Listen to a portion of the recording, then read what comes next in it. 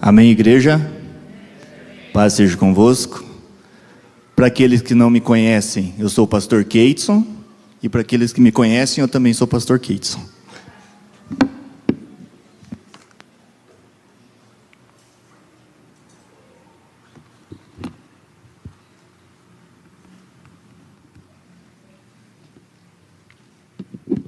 Amém? Glória a Deus. Nossa, estão desanimados. Amém? Glória a Deus. Aê, que não seja com essa empolgação, né? Que vocês passem para o novo ano, né? Que aquele que vai viver esse novo ano, esse ano da paz, com certeza é uma pessoa que vai demonstrar alegria. Porque é impossível você estar vivendo um ano de paz e viver triste. Você não concorda? E essa tristeza que eu falo, a alegria, na verdade, eu não estou falando sobre um sentimento de alegria. Mas eu estou falando sobre algo que o Espírito Santo vai colocar dentro de você. E que está falando um pouco disso dentro da palavra que eu vou estar ministrando. Porque tem muitas coisas que o Espírito nos coloca que a gente confunde com o sentimento com algo que vem do Espírito. Principalmente quando nós vamos no livro de Gálatas e vemos os frutos do Espírito. Então nós temos que diferenciar a diferença do que é um sentimento e do que é um dom, uma dádiva, um presente dado por Deus através do Espírito Santo para as nossas vidas. Amém? Então, tenho bastante coisa para falar hoje, então já vamos entrar na palavra. E o versículo chave que eu gostaria de estar ministrando aqui nesta noite é Deuteronômio 29, 29. A palavra de Deus nos fala no livro de Deuteronômio 29, 29 assim: as coisas encobertas pertencem ao Senhor, o nosso Deus, mas as reveladas pertencem a nós e aos nossos filhos para sempre, para que sigamos todas as palavras desta lei. O que nós entendemos aqui através desta palavra, que foi entregue a Moisés através de uma revelação do Espírito Santo? Que Deus só revela a nós, ao seu povo, aos seus filhos, aquilo que é de interesse dele. Ele não revela todas as coisas. Por isso que quando nós lemos a Bíblia, nós tentamos extrair algo a mais e muitas vezes nós temos dificuldade de compreender. Por quê? Porque a revelação muitas vezes e o entendimento não é para aquele momento. Toda a Bíblia foi escrita por 40 autores e inspirada pelo Espírito Santo. Então toda a Bíblia é uma inspiração, mas existem algumas variantes de revelação pessoal através da palavra de Deus que Deus vai dar para cada um de nós. Deus, ele se revela em particular. Por isso é necessário e muito importante que nós vivamos uma vida de intimidade com Deus. Nós precisamos viver uma vida de intimidade com Ele, para que nós venhamos obter, além da revelação que está contida na sua palavra, a revelação especial que Ele tem para cada um de nós, para cada filho em específico. Amém? Por que eu estou usando esse versículo como o versículo chave do meu tema? Eu acompanho nas redes sociais, no Instagram principalmente, que é a rede social que eu acompanho mais, eu acompanho muitas páginas cristãs. E eu tenho o costume, não sei como os jovens falam, de ficar olhando os comentários, como que é a palavrinha que eles falam? Stalkeando, isso aí. Eu tenho o costume de stalkear as páginas e olhar os comentários. E o que eu vejo dentro das páginas cristãs? Os cristãos e os não cristãos não conhecendo quem é Deus. Questionando a existência de Deus. Através de um comentário se perguntando por que aquilo aconteceu, se Deus existe. Por isso que eu gosto sempre de colocar título nas minhas pregações, por isso que o título dessa pregação é: Onde está Deus? Onde está Deus? E na maioria das vezes que surge esse questionamento na nossa vida, no nosso coração, e tenho certeza aqui que uma grande maioria já deve ter feito essa pergunta: aonde está Deus nesse momento? Por que está acontecendo isso? Porque, na maioria das vezes, isso acontece em um momento de adversidade. Isso acontece muitas vezes quando nós vemos um desastre natural acontecendo. Isso acontece muitas vezes quando nós vemos uma morte prematura ocorrendo. Isso acontece muitas vezes quando nós vemos alguém sofrendo de uma enfermidade terminal. Isso acontece muitas vezes quando nós vemos alguém passando por uma situação de injustiça. E as pessoas falam: se tudo isso está acontecendo, aonde está Deus? Onde Deus está? Por que tudo isso está ocorrendo, se Deus existe verdadeiramente? E eu tenho uma resposta simples para esse questionamento. Se você entrou aqui nesta noite tendo esse questionamento, pode ter a total certeza que você vai sair daqui entendendo aonde Deus está. E quem é Deus? Por quê? Porque aqui nós somos uma igreja de reino. Nós somos uma igreja aonde que flui filhos, aonde que nós levantamos discípulos. Então, você sendo filho de Deus, você aprendendo o que é ser filho de Deus, você tem que começar a viver como um filho de Deus. Você só vai conseguir receber aquilo que Deus, como Pai, tem para entregar para a sua vida, a partir do momento que você reconhecer que você é filho e começar a viver como filho.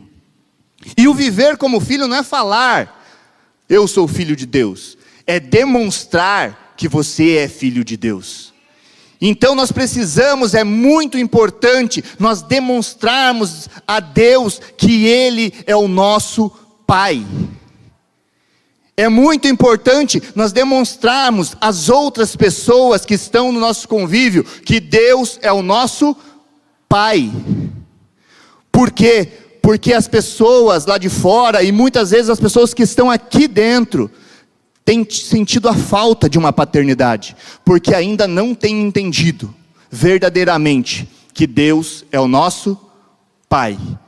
E Pai significa provedor, aquele que provê. E Deus, Ele é um provedor completo.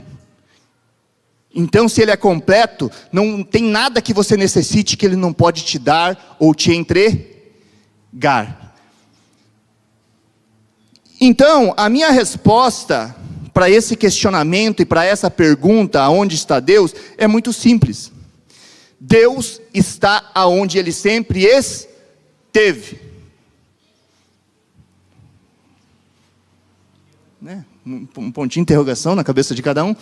Deus está onde Ele sempre esteve. Porque um dos atributos de Deus é a onisciência. E o que significa, se você for no dicionário, ver o que significa a onisciência, ou melhor, me desculpe, a onipresença. A onipresença significa estar presente em todos os lugares ao mesmo tempo. Então, por que a pergunta, para onde está Deus, é essa? Ele sempre está em todos os lugares. Ele está aqui conosco, nesse exato momento. Mas Ele também pode estar agora num centro de magia negra, aonde estão sacrificando crianças. Ele também está lá. Ele pode estar dentro de um lar agora, que existe uma família bem estruturada, se amando, confraternizando, alegre e feliz. Mas Ele também está dentro de um lar, onde agora uma mulher pode estar sendo violentada pelo marido, onde um filho pode ter sido espancado pelo pai, ou vice-versa. Ele também está lá. Por quê? Porque as pessoas acham que Deus só está em lugares que acontecem coisas boas. As pessoas acham que Deus só está na vida delas quando está tudo bem. Não, meu amado, Deus nunca te abandonou. Deus nunca te deixou de estar junto contigo. Até no momento que você estava na situação mais difícil da tua vida, do lugar mais sombrio que você já pôde estar, Ele estava junto com você.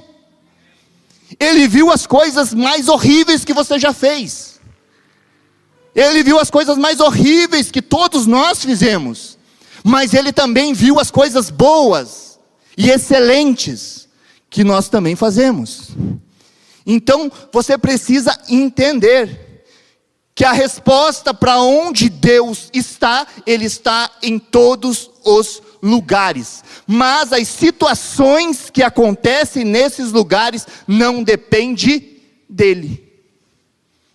Por que não depende dEle, pastor? Porque Ele nos deu o livre-arbítrio. Não existe a palavra livre-arbítrio na Bíblia. Mas a palavra livre-arbítrio significa o quê? Direito de escolha. Se você for ler a palavra de Deus de Gênesis, Apocalipse, se você for ver as histórias dos profetas, dos reis menores, dos reis maiores, todos eles tiveram um direito de escolha, ou não tiveram?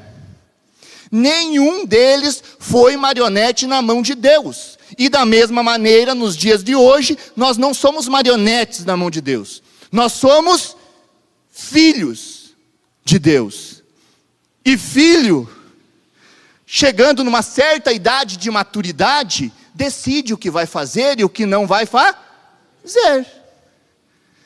Então, quando nós chegamos a uma certa idade, isso eu não estou falando idade física, mas uma idade de maturidade espiritual, Deus Ele nos deixa decidir aquilo que queremos fazer. Mas nós vamos colher em cima daquilo que nós plantarmos. Se nós plantarmos coisas boas, vamos colher coisas boas. Se plantarmos coisas ruins, vamos colher coisas ruins. Por quê? Porque durante toda a Bíblia, você vai ver que a lei da semeadura e da colheita é real. Ou não? Tudo aquilo que nós plantarmos, nós vamos colher. Então não adianta você querer plantar aquilo que é ruim e querer colher aquilo que é bom. Isso é impossível. Por quê? Porque o nosso Deus, Ele é onipresente, onisciente e onipotente. E esses atributos dele são eternos, nunca vai se cessar, nunca se cessará. Ele tem todo o poder, Ele tem todo o conhecimento, Ele está em todos os lugares. E nós fomos criados à sua imagem e à sua semelhança. Então, parte dos atributos, não na mesma totalidade, nós podemos possuir. Nós não podemos estar em todos os lugares ao mesmo tempo. Mas no lugar onde a gente está, nós podemos ser a diferença. Nós não podemos ter todo o conhecimento do mundo, mas aquilo que a gente já tem revelação da palavra, nós temos que transmitir para o próximo. Nós não podemos ter todo o poder do mundo, mas nós temos alguém que habita dentro de nós, chamado Espírito Santo, que tem todo o poder do mundo e pode nos usar de maneira extraordinária e sobrenatural como um canal de bênção. É por isso que nós somos criados imagem e semelhança de Deus, para parecermos com Ele, para parecermos com Cristo. Quando Deus decide que algo vai acontecer, algo vai acontecer. Ele não mente, Ele não volta atrás, Ele não vai contra a sua palavra. Ah, por que você está falando isso, pastor? Porque tem gente fazendo oração contrária com a palavra de Deus, pedindo para Deus fazer o que já está dito que Ele vai fazer. E Ele não vai mudar de opinião por causa de você. Ele não vai mudar de opinião porque você está orando. Porque se você ler a Bíblia, você vai ver na Bíblia que já está lá. Então, por isso que as nossas orações, quando a gente faz o curso de aprender a orar, você tem que orar conforme a palavra de Deus. Você precisa conhecer a palavra de Deus, a vontade de Deus, para que você possa orar com eficácia. Então, tudo acontece porque Deus permite ou deseja que aconteça. Existe, não vou entrar nesse assunto por causa que dá até uma pregação, existe a vontade permissiva de Deus. Muitas pessoas usufruem dessa vontade permissiva. Elas insistem tanto para com Deus, elas jejuam, pedem, clamam, que Deus fala, então eu vou te dar. E depois elas veem que quebraram a cara e falam, mas por que, Deus? Porque você insistiu tanto, você jejuou, você pediu, e eu já tinha te demonstrado de tantas maneiras que não era minha vontade. Então existe vontade permissiva de Deus. Mas Deus, Ele nunca vai colocar em foco a sua vontade permissiva, se for algo que já está na sua palavra. Então, se baseie nisso. Existe vontade permissiva de Deus em assuntos que não estão já escritos e revelados na sua palavra. É algo particular e pessoal seu, que você tem buscado, que você tem orado. Entendeu? A gente vê muitos exemplos disso, principalmente aí na questão conjugal, em questão de namoro. As pessoas jejuam, e fazem isso, e fazem aquilo. Aí Deus fala, então beleza. Toma que é teu. Toma que é tua. Aí a pessoa quebra a cara. Pô Deus, mas por que você permitiu? Daí Ele fala, porque você orou, porque você jejuou, porque você fez campanha, porque você fez um monte de coisa. Entendeu? Então, o nosso foco, para entendermos que Deus está em todos os lugares, e para entendermos quem é Deus, esse é o meu objetivo aqui, que você saia daqui essa noite entendendo aonde Deus está, quem é Deus e quem você é perante Deus. Você precisa conhecer a sua palavra, porque a palavra dele, em Isaías 46, 9 e 10 fala: lembrai-vos das coisas passadas da antiguidade, que eu sou Deus, e não há outro. Eu sou Deus, e não há outro semelhante a mim, que desde o princípio anuncio o que há de acontecer, e desde a antiguidade as coisas que ainda não sucederam, que digo, o meu conselho permanecerá de pé, e farei toda a minha vontade. Ele fará uma parte da vontade dele? Não, toda a vontade dele. Então tudo que está na Bíblia vai se cumprir. Queira você ore, jejue e faça campanha ou não.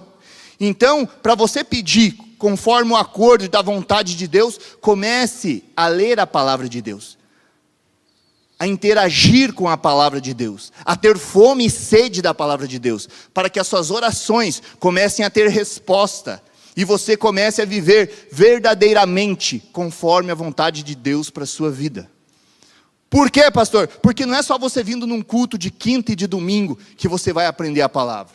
É lá no seu íntimo, é no momento que você vai estar sozinho no seu quarto, é que você vai tirar um momento de qualidade para estar lendo a palavra, guardando ela no seu coração e colocando em prática na sua vida. Porque a palavra lida como um livro simples, a Bíblia não tem valor e serventia nenhuma. Ela tem que servir vida, ela tem que ser colocada em prática. Então, agora o objetivo meu, nessa primeira parte, foi falar aonde está Deus. Então, entendemos onde está Deus?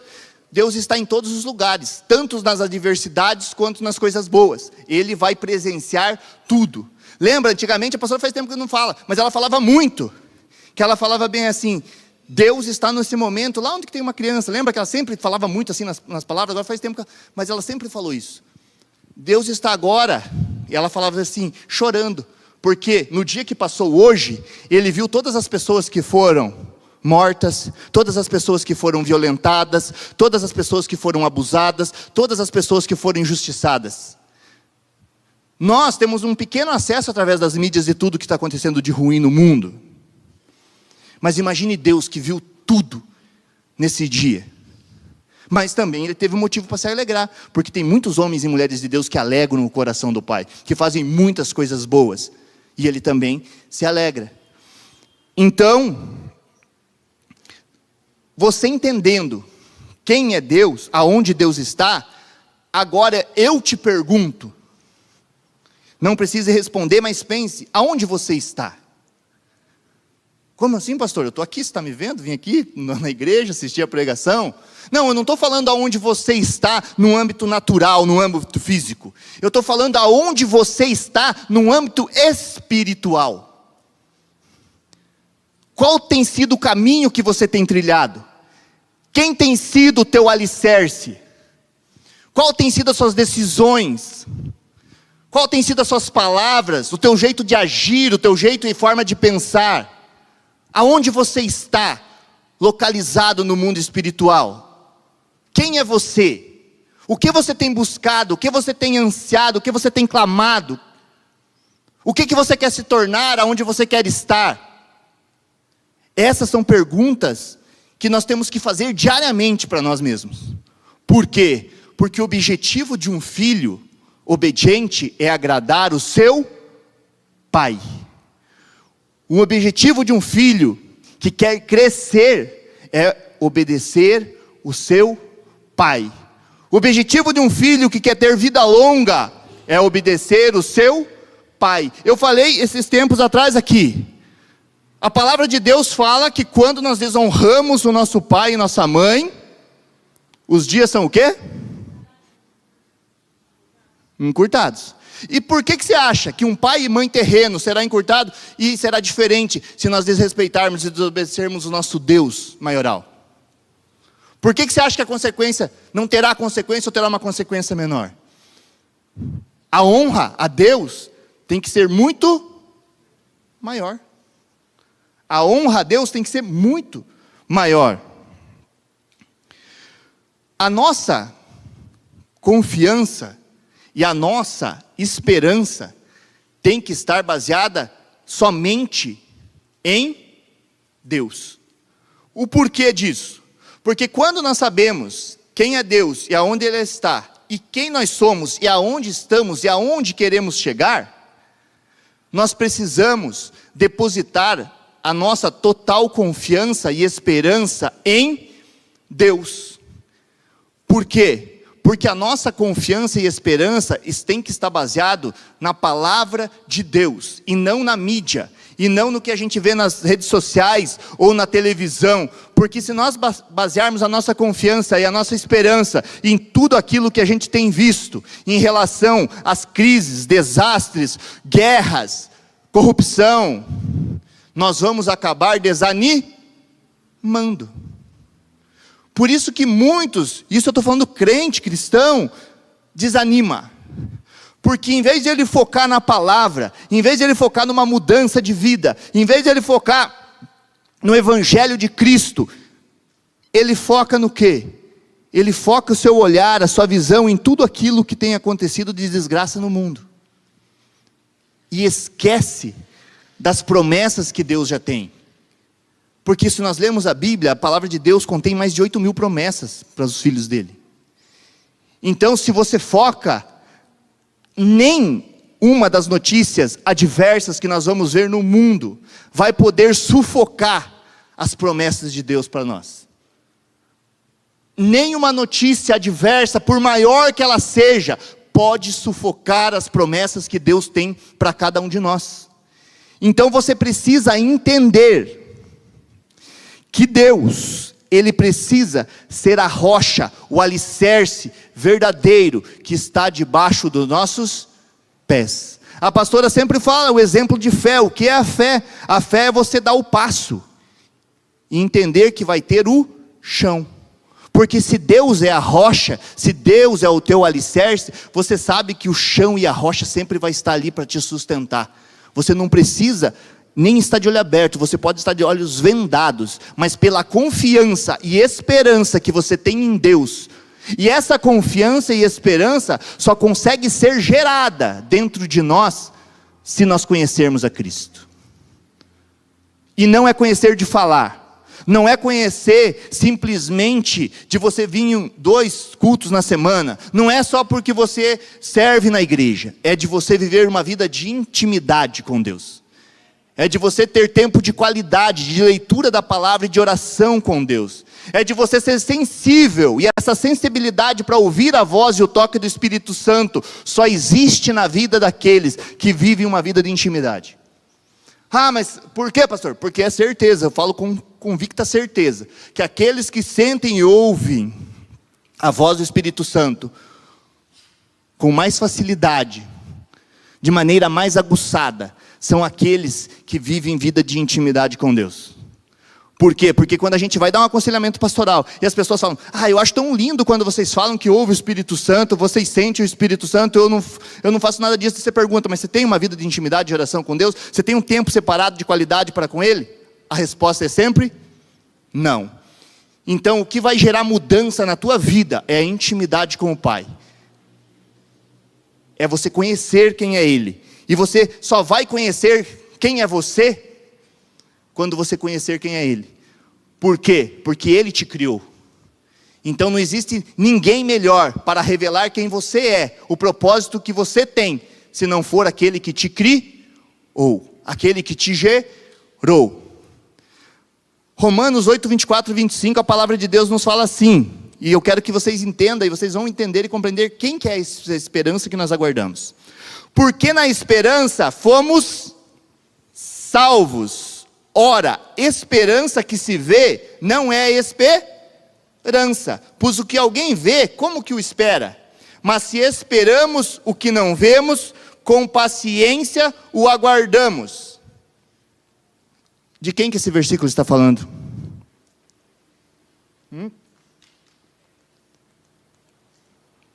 De quem? Quem que é a esperança que nós aguardamos? Jesus. Jesus, Ele é a única verdadeira esperança que nós estamos aguardando. A esperança é uma dádiva dada por Deus através do seu Filho Jesus. A esperança é o que faz muitas pessoas desistirem de se suicidar. A esperança é o que faz muitas pessoas querer fazer o bem, mesmo simplesmente, como o mundo fala, só tomando na cara, mas decidem fazer o bem.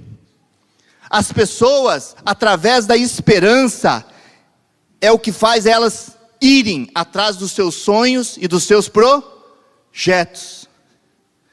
Então, a esperança se chama Jesus. Se nós conhecermos a Jesus, entendermos quem é Cristo, o que Ele tem preparado, qual que foi o plano dEle de salvação para as nossas vidas, essa esperança nunca irá morrer dentro dos nossos corações. Mesmo que o mundo esteja se acabando em adversidade, mesmo que o mundo esteja se acabando em guerra, a nossa esperança nunca vai se esfriar. Porque nós conhecemos quem é o nosso alicerce, quem é a nossa rocha, aonde nós podemos depositar a nossa total confiança. Então nós precisamos entender que Cristo precisa fazer parte da nossa vida, para que nós vençamos todos os nossos medos, todas as nossas inseguranças, todos os bloqueios que têm nos paralisado. Nós precisamos conhecer a Cristo, porque a palavra de Deus fala: conhecereis a verdade e a verdade vos libertará. Então é Cristo que liberta. Tudo aquilo que tem te impedido de conquistar algo dentro do reino, é obra contrária do maligno, para te paralisar, para que você não chegue no teu propósito, para que você não saiba qual é o plano de Deus, para que você não venha viver as promessas de Deus. Porque eu falo, quando a gente vem aqui na frente, hoje, glória a Deus, muitas vidas vieram aqui e aceitaram a Jesus, ou se reconciliaram com Ele. O objetivo de aceitar a Jesus, não é que você venha aqui e simplesmente fala: eu vou para o céu. Não. O objetivo é que você comece, a partir do momento que você entregue a Jesus a sua vida, você comece a viver o céu aqui na terra. Você comece a viver tudo aquilo que Jesus conquistou na cruz, aqui. Por quê? Porque Jesus não conquistou, Jesus não morreu na cruz, simplesmente só para que você fosse salvo. Jesus morreu na cruz para que hoje você pudesse ter cura, libertação, transformação, restauração, renovo, para que você pudesse ter um bom emprego, um bom salário, uma boa esposa, bons filhos, para todas as áreas da tua vida. Deus, Ele se preocupa com todas as áreas da nossa vida, porque como que nós podemos dizer que Deus é o nosso Pai, e questionarmos que Ele, não, essa área aqui eu estou nem aí. Todo pai se preocupa com todas as áreas da vida do filho. Deus não é diferente. Ele está preocupado em te abençoar, em fazer você crescer, em fazer você prosperar em todas as áreas da sua vida. Amém? E quando nós falamos isso, nós precisamos entender uma verdade que muitas vezes as pessoas vêm para a igreja e acham que ao chegarem na igreja, os seus problemas vão acabar. É ou não é? Tem muitos que pensam. É verdade isso? Quem que é mais antigão de igreja? Quem que aqui é antigo de igreja? Mais de 10 anos na igreja? Levanta a mão. Tem bastante gente aí. Os seus problemas acabaram? Não! E o que te faz permanecer dentro da igreja se os teus problemas não acabaram? Por quê? Vir para a igreja, aceitar a Cristo, começar uma caminhada com Jesus, nunca foi sinônimo de viver uma vida perfeita, sem adversidade, sem problemas, sem aflições. Nunca foi. As pessoas acham que quando vêm para a igreja, os problemas ali vão se findar, os problemas vão se acabar. Ou pior, aqueles que só vêm para a igreja quando estão com problema. Aí Deus vem, prospera, abençoa, e aí fazem o quê? Pau no gato, igual eu falo. Saem da igreja. Aí o problema vem de novo. Aí voltam para a igreja. Aí fica tudo bem. Sai da igreja. Aí ficou ruim de novo. A igreja é lugar de permanecermos quando está tudo bem e quando está tudo ruim. Por quê? Porque aqui é uma representação da casa de Deus. Pelo amor de Deus, fala, nossa, o pastor apresentou ele como professor e mestre, mas igreja, templo, não, Deus não habita. Eu sei, meu amado. Nós somos a igreja, mas aqui é uma representação, porque nós todos juntos formamos o corpo de Cristo, e o Johnny pregou sobre isso e explicou sobre isso. Nós formamos o corpo de Cristo. Então nós dentro formando, se nós todos formamos o corpo de Cristo, essa casa em estrutura representa o lar de Deus, ou não? Sim. Então, Deus é o nosso Pai. A Cauane, ela tem 11 anos, ela mora comigo. Quando as coisas estão boas para ela, ela fala, agora eu quero ficar com meu pai e com a minha mãe. Quando as coisas estão ruins, ela não fala. Antigamente, quando ela era pequenininha, ela falava, vou morar com a minha avó. Agora ela não fala. Porque as coisas estando boa ou ruim, ela entende que é a casa onde ela tem que estar. Onde ela é protegida, onde ela é cuidada. Então nós temos que entender que nós estamos na igreja, a casa de Deus. Nós vamos passar por adversidade, mas é um lugar onde que nós temos que estar para ser cuidados. Por quê? Porque Deus levanta pessoas para cuidar de nós. Deus levanta líderes, pastores, discipuladores, para estar cuidando de nós. E cada um de nós necessitamos de ajuda, necessitamos de cuidado. Não é porque somos pastores que não necessitamos. Todos nós precisamos ser cuidados. Nós necessitamos de cuidado. Então nós temos que entender que as aflições e as tribulações só não vêm sobre os ímpios. Ela também vem sobre os justos. E isso está respondido no livro de Salmos 34, 19. Salmos 34, 19, o que nos diz? Travou?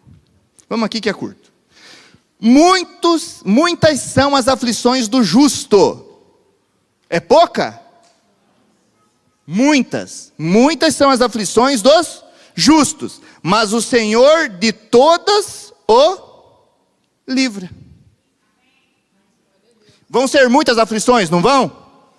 Mas o Senhor vai livrar você só de algumas? A palavra de Deus fala que Deus vai nos livrar de todas. Então nós não podemos perder a confiança e a esperança, porque o problema, a adversidade, a aflição vai vir, mas Deus vai nos livrar de todas elas. Mas Deus vai livrar de todas elas a todos? Não, aquele que está na sua presença, aquele que decidiu se tornar filho, aquele que aceitou a paternidade divina, ele vai livrar. É aquilo que o pastor Gilberto sempre nos ensina. Ele falou, deserto é um lugar de passagem. Quando você chegar no momento de deserto, de provação, você começa a orar e pedir para Deus discernimento e revelação, o que você precisa fazer para sair daquele lugar e chegar até a tua terra prometida. Por quê? Porque o povo de Israel, um trajeto que era de 40 dias, fez em 40 anos?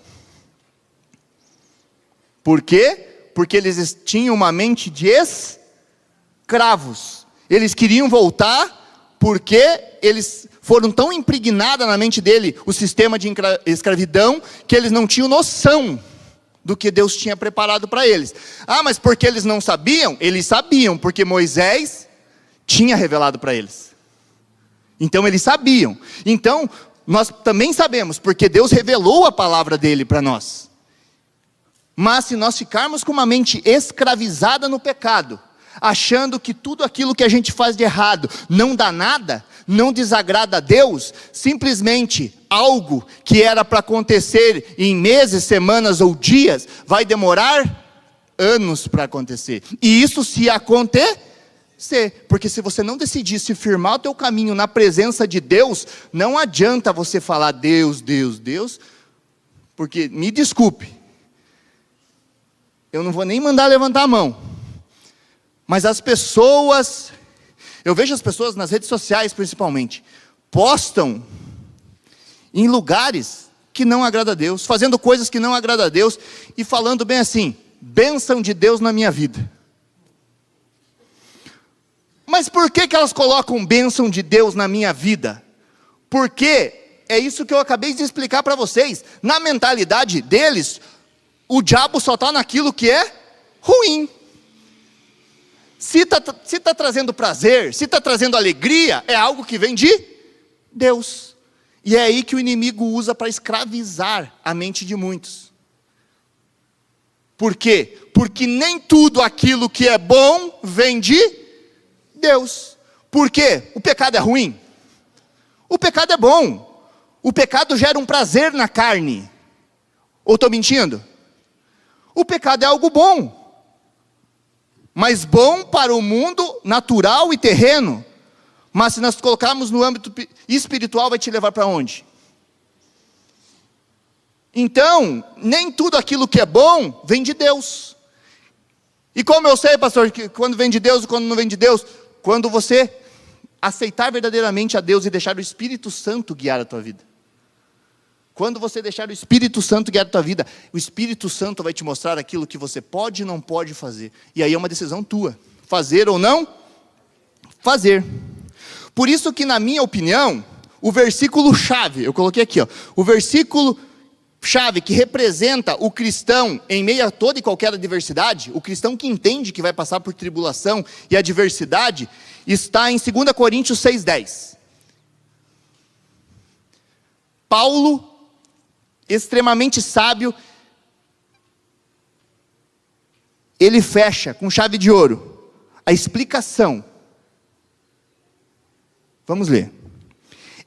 Entristecidos, mas sempre alegres. Aqui já se contradizeu, né? Entristecidos, mas sempre alegres. Pobres, mas enriquecendo a muitos. Como que um pobre vai enriquecer? Nada tendo, mas possuindo tudo. Qual que é a revelação divina dentro desse versículo? É que não é a situação que você está hoje que te define, mas é quem está na situação contigo. Se você está sozinho na situação, se você não tem entregue a tua confiança, a tua esperança na mão de Deus, aí sim, se você está triste, você está triste, se você está alegre, você está alegre, se está pobre, você está miserável.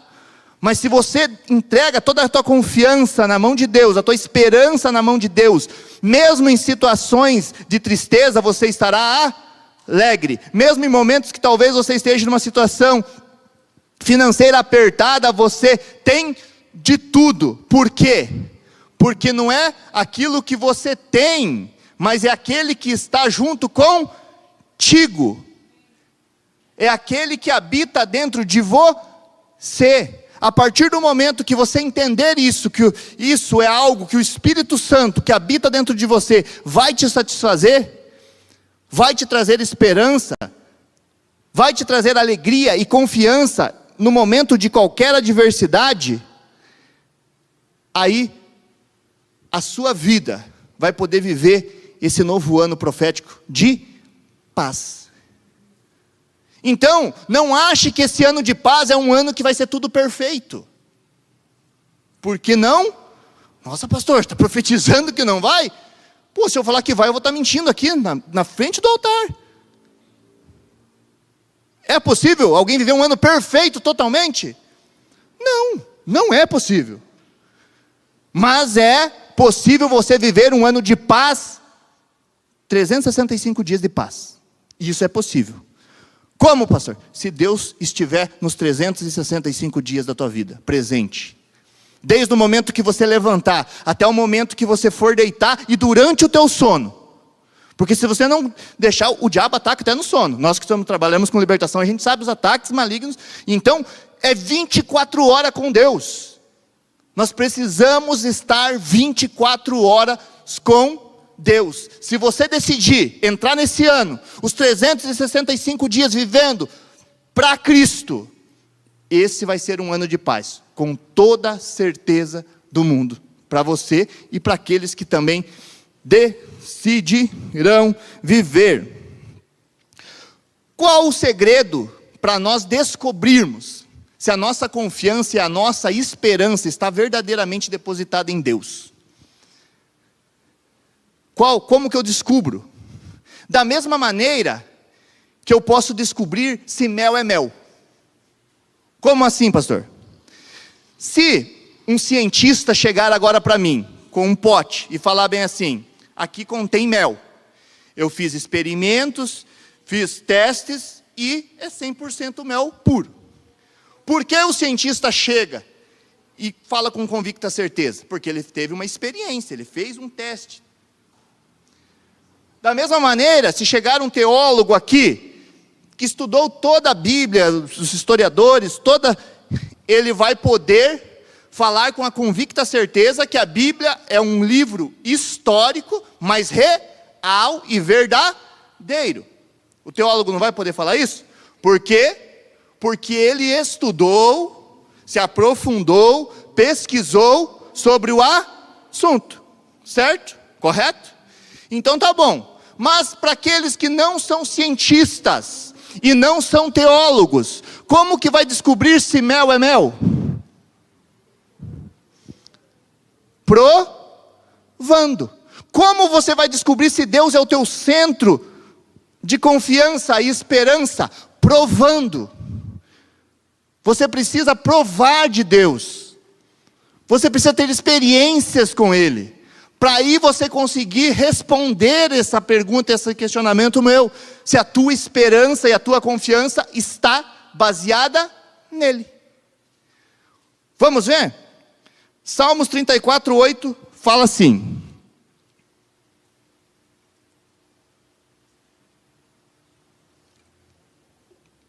Provem e... Então, para ver tem que... Entenderam? Provem e vejam. Então, para você ver, você vai ter que provar. Porque se você não provar, você não vai ver. Provem e vejam que o Senhor é bom. E bem-aventurado o homem que nele se refugia. Então, em meio a qualquer problema e adversidade que nós enfrentarmos, nós temos que nos refugiar em Deus. Mas também vou abrir um parênteses aqui, porque tem pessoas que muitas vezes precisam de ajuda e não procuram seu pastor, seu discipulador, uma liderança, e ficam, muitas vezes, são pessoas que oram. Mas além da oração, nós precisamos muitas vezes, em algumas situações, de ajuda. Por quê? Porque talvez você esteja orando de uma maneira ineficaz, porque você ainda não teve revelação que talvez o teu líder, o teu pastor, o teu discipulador tenha em questão a palavra. Lembra que eu já falei no início, que muitas vezes a nossa oração não é respondida porque estamos orando de maneira errada? Então, todos nós podemos orar de maneira errada, em algum momento que nós somos ignorantes em algum ponto da Bíblia. Mas por isso que nós precisamos de ajuda. Por isso que Deus levanta conexões para estar cuidando de nós, nos discipulando, nos liderando, nos orientando. Então nunca hesite de pedir ajuda. Nunca hesite de pedir para o teu líder, discipulador ou um pastor estar orando, estar disciplinando, estar te orientando em qualquer situação que você possa estar passando de adversidade. Amém? Jeremias 17:7. Mas bendito é o homem cuja confiança está no... Bendito. Cuja confiança nele está. Então a nossa confiança tem que estar depositada no Senhor, para que venhamos ser benditos, agraciados. O que eu tenho visto muito nas redes sociais? A ingenuidade e a imaturidade de muitos, isso é muita pessoa, que elas colocam à prova a fidelidade, o amor e a justiça de Deus pelo sofrimento que a humanidade passa. Isso é triste. Isso é triste. As pessoas comentam nos posts: viu, falei que Deus não existe. Viu, falei que isso não acontece. Viu, falei que Deus não está contigo. Viu? Por quê? Porque elas têm a mentalidade que a gente acabou de explanar aqui, que Deus só está quando está tudo dando certo, quando está tudo bem. E existem momentos sombrios da nossa vida, que nós podemos até pensar e questionar na nossa mente: aonde está Deus? Teve um momento da minha vida, acho que o único momento até hoje, que nem tenham mais momentos, que eu tive uma batalha espiritual na minha mente, tão grande, sobre aonde está Deus, foi quando aconteceu com a Cauane, a explosão da churrasqueira. Por quê? Porque o inimigo, ele aproveita qualquer brecha, qualquer vulnerabilidade sua para te atacar. Isso que a gente chama, no crentez, as brechas que o inimigo usa. Ele vai usar alguma vulnerabilidade sua. E naquele momento ele pegou o quê? A situação que eu estava passando com a minha filha e falava: em 2018 eu fui consagrado pastor. Em 2019 aconteceu o acidente. 2018 para 2019, nossa, era o tempo que eu estava mais empolgado, né? Aí eu falei bem assim: poxa, fui consagrado pastor. E o inimigo trabalhando na minha mente. Ele falava bem assim: se você é pastor, por que Deus deixou isso acontecer com a tua filha? Se você ora, lê a Bíblia, tem buscado cada dia mais crescer espiritualmente, por que aconteceu isso com a tua filha? Por que a tua filha está dentro do hospital toda queimada? Por que o diagnóstico da tua filha é passar 6 meses dentro de um quarto de hospital fazendo tratamento? Por que o diagnóstico dela é arrancar um monte de pele do corpo dela para remendar outras peles? Que o enxerto é isso, arrancar uma pele para remendar outra. Aonde está Deus? Mas no mesmo momento que Satanás trabalhava na minha mente e falava, o Espírito Santo também falava: eu estou contigo. Continue caminhando, continue buscando.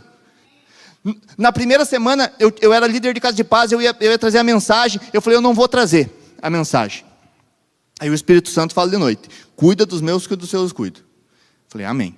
Aí a Rita, que estava com a gente na casa de paz, a gente sempre, toda a casa de paz, a gente preparava o ambiente. A gente ia lá 45 minutos, 1 hora, meia hora antes, e orava lá, preparava o ambiente, ficava em oração. Aquele dia a Rita chegou para orar, daí eu falei: Rita, eu não vou orar hoje.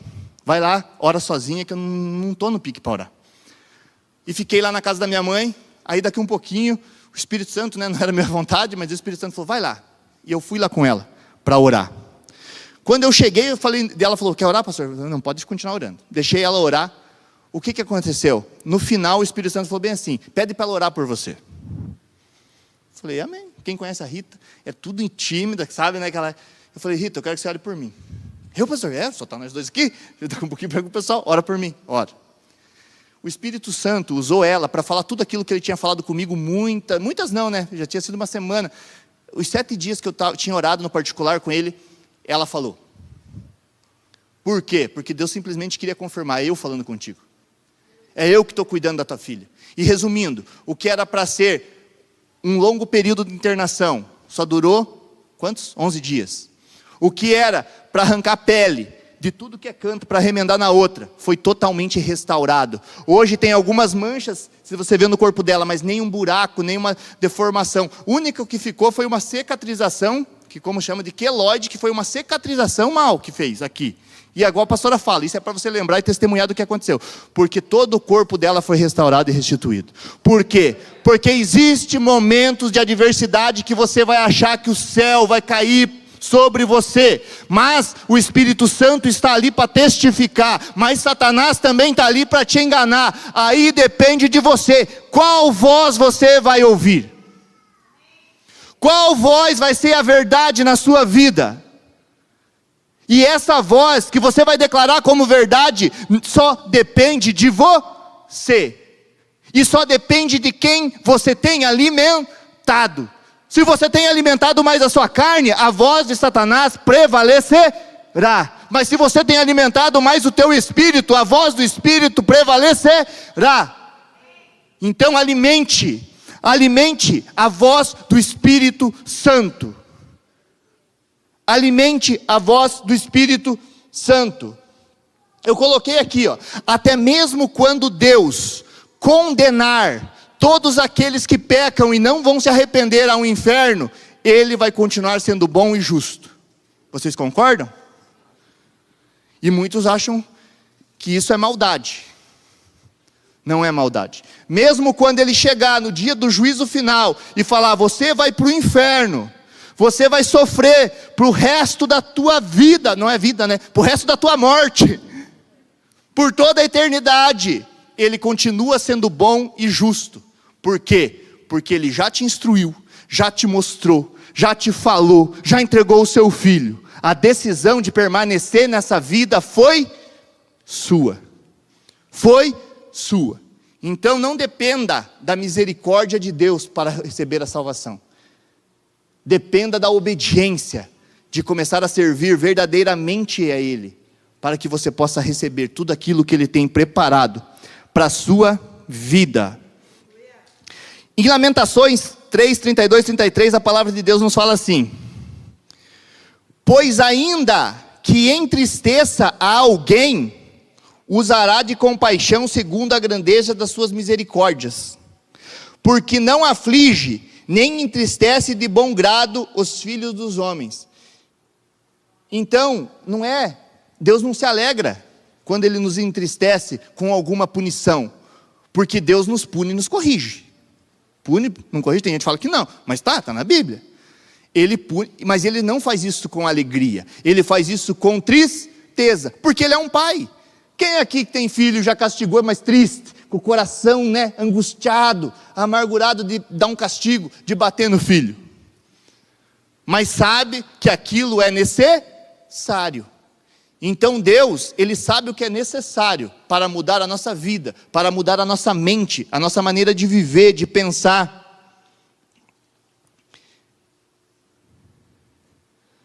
Aqui eu já falei, nós precisamos entender que tanto as adversidades vêm sobre quem? Sobre os justos, mas também vêm sobre os ímpios e vice-versa. Sim ou não? Vamos lá, 1 Pedro 4,17. Porque a ocasião de começar o juízo pela casa de Deus é chegada. Então por onde vai começar o juízo? Pela casa de Deus, pelos justos. Então o juízo vai vir sobre nós? Vai. Se primeiro vem por nós, qual será o fim daqueles que não obedecem ao Evangelho de Deus? E se é com dificuldade que o justo é salvo, então é aquela frasezinha, a vida do crente não é um morango, meu amado. Para você ser salvo, vai ter dificuldade, ou não? Está ali, E se é com dificuldade que o justo é salvo? Vai ser uma caminhada difícil, nada vai ser mil maravilhas, mas aqueles que trilharem com entendimento, depositando a confiança e esperança em Deus, decidindo a cada dia viver aquilo que Deus tem para a sua vida, vai obter a salvação. Onde vai comparecer o ímpio? Sim, o pecador, isso a gente já falou, que o lugar do ímpio e do pecador é onde? Vocês têm medo de falar a palavra inferno?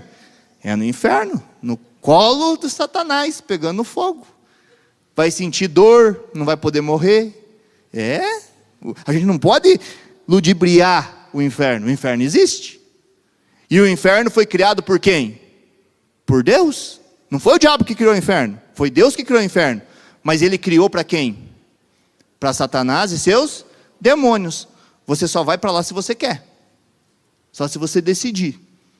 E as tuas decisões, as tuas escolhas diárias pode te levar para viver uma vida com Deus ou com Satanás.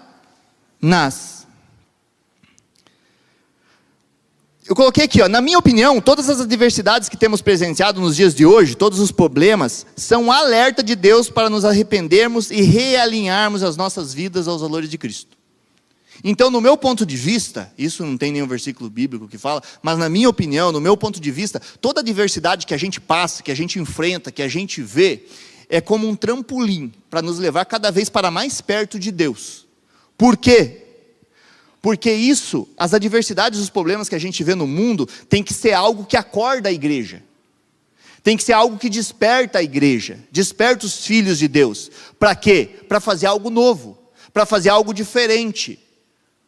Por quê? Porque a palavra de Deus, ela nunca muda, mas a cultura global muda. As pessoas mudam. Então, nós temos que ter sabedoria, discernimento e entendimento através do Espírito Santo para nos alavancar para um avivamento sobrenatural, que o avivamento é uma promessa antes da vinda de Cristo. Então nós precisamos entender que toda adversidade, ela vem não para nos desanimar ou entristecer, mas sim para nos impulsionar para algo novo. Nos impulsionar para viver o mais de Deus na nossa vida. A palavra de Deus, e aqui eu quero demonstrar para vocês através desse versículo. Eu dei aula no Instituto Teológico no livro de Atos, e eu peguei esse versículo chave, e é o versículo chave do texto, e é o versículo que todos os meus alunos que estão aqui não vão envergonhados de pedir para falar, vai que já esqueceram, né?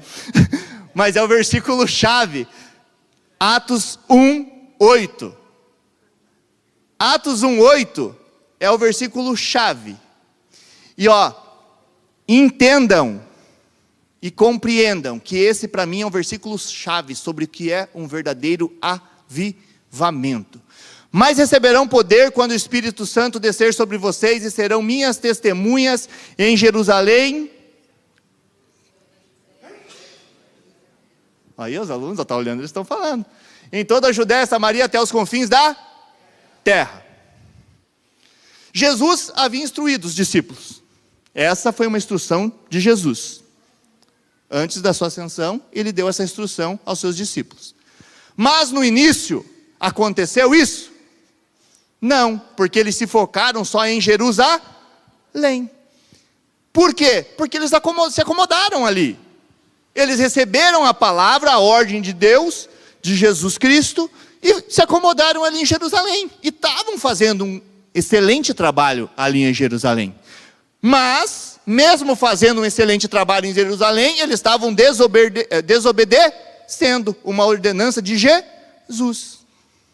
É por isso que eu uso essa parte do texto para falar para você que acha que só porque você está servindo na igreja, você está agradando a Deus.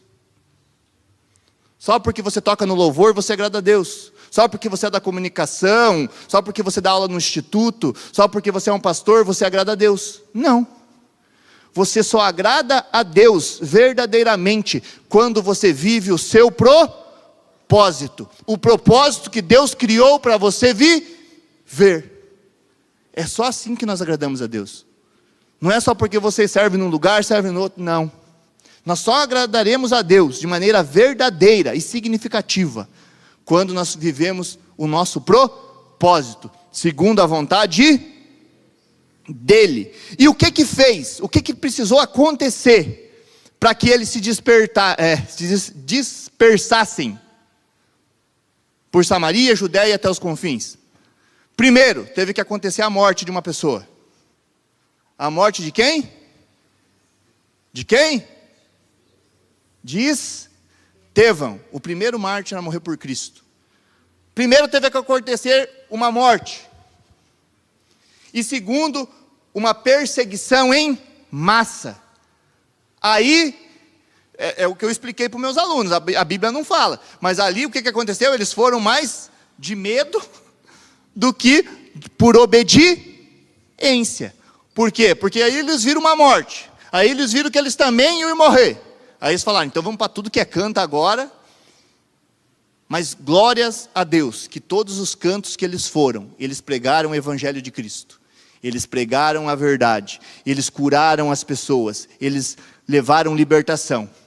E hoje a gente pode estar aqui, porque ali foi o início da igreja primitiva, ali foi o início da igreja. Se a gente vive tudo isso aqui que a gente vive nos dias de hoje, é através da vida desses homens, de coragem, que mesmo em muitos momentos com medo, inseguros, decidiram. Então você precisa entender que em muitos momentos da sua vida você vai ter medo, você vai ter insegurança. Mas se você saber de quem você é filho, quem é o seu pai, quem é o seu provedor, aquele que habita dentro de você e te empodera, ninguém mais vai te segurar. Ninguém vai te segurar, porque você vai viver o teu propósito. Você vai viver todos os sonhos que Deus tem para a sua vida.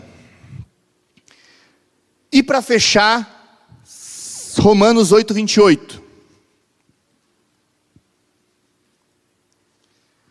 Sabemos que todas as coisas cooperam para o bem daqueles que amam algumas coisas?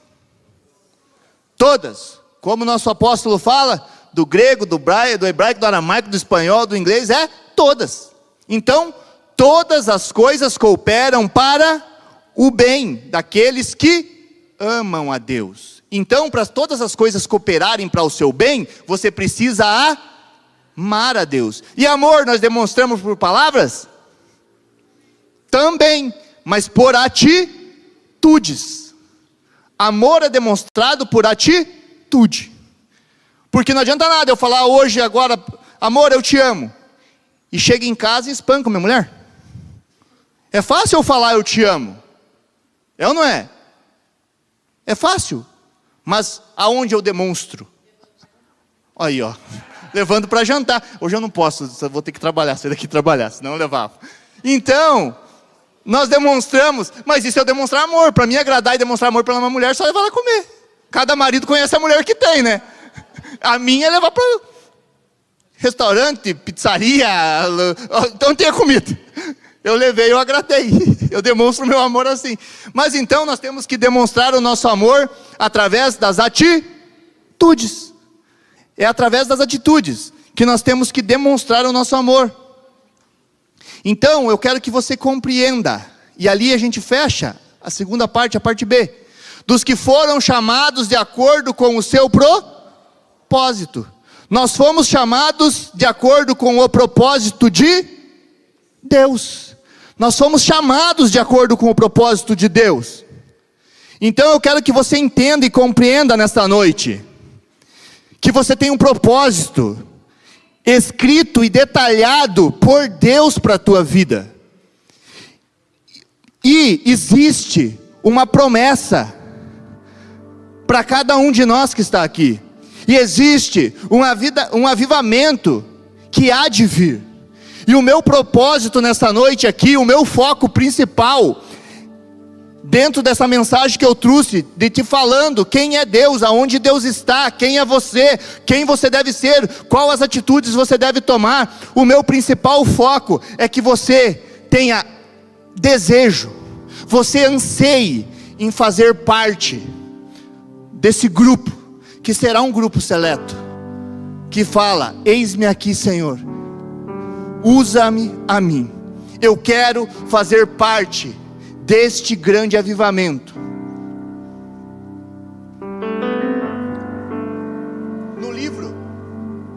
No livro de Atos 1:8 ali, nós vimos que quem vai descer? O Espírito Santo de Deus. Quando nós aceitamos a Cristo, o Espírito Santo passa a habitar dentro de nós. Então não existe avivamento sem o Espírito Santo. Então você que já aceitou Jesus na sua vida, o Espírito Santo habita dentro de você. Então a arma mais potente para vencer qualquer adversidade, qualquer notícias de guerra, rumores de guerra, corrupção, mortes, enganos, mentiras, a maior arma para vencer qualquer adversidade, qual seja o nome que ela tenha, já habita dentro de você. E ela se chama Espírito Santo. O objetivo principal do Espírito Santo não é para você falar em línguas, mas para que você tenha poder para lutar contra todo principado, contra toda potestade que há de vir se levantar contra a sua vida, contra a sua família, contra o seu lar. Você precisa entender que a força maioral que existe no mundo espiritual habita dentro de você e é o Espírito Santo de Deus.